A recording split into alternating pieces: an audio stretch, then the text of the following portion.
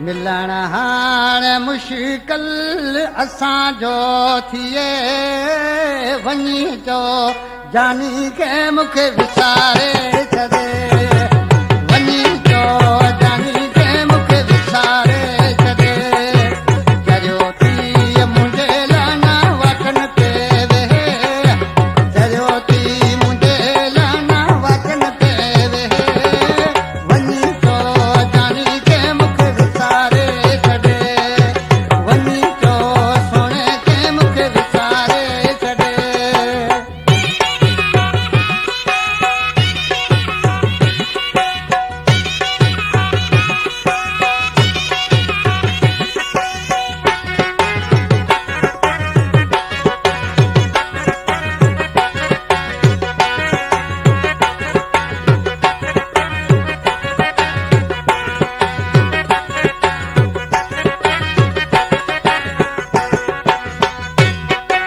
हयाती जा कुछ ॾींहं गॾिजी रहियासीं हो नसीबन में विछोड़ो तॾहिं विछड़ी वियासीं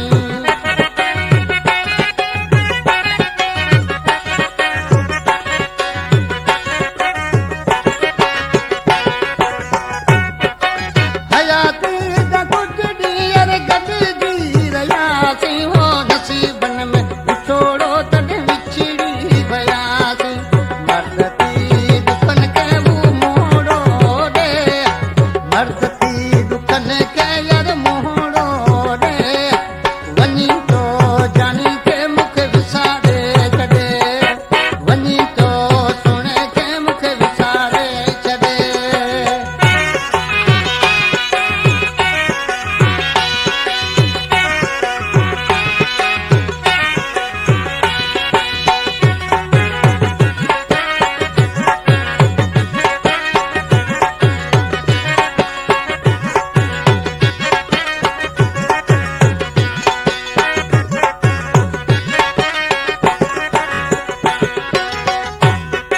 मूंखे पंहिंजी जान खां वधि जानी आहे प्यारो मूंखे आ ख़बर तो हू करे कीअं गुज़ारो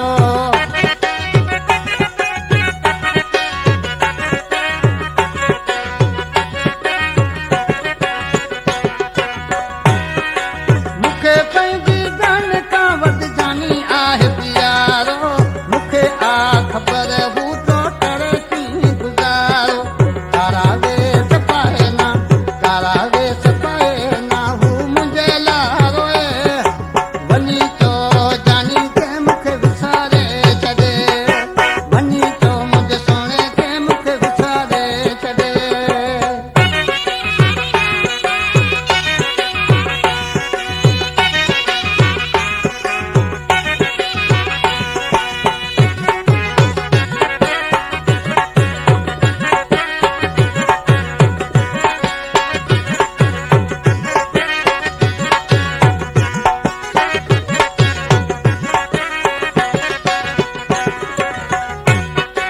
गुलाम हुसैन के नथो जानी छो विसारे सॼो ॾींहुं आहे हिजी तो सोलंदी खिसारे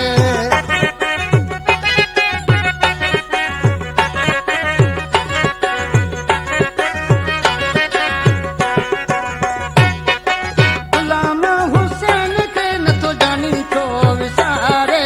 सॼो ॾींहुं आहे हिजी तो सोलंदी खिसारे आहियां आऊं बेवस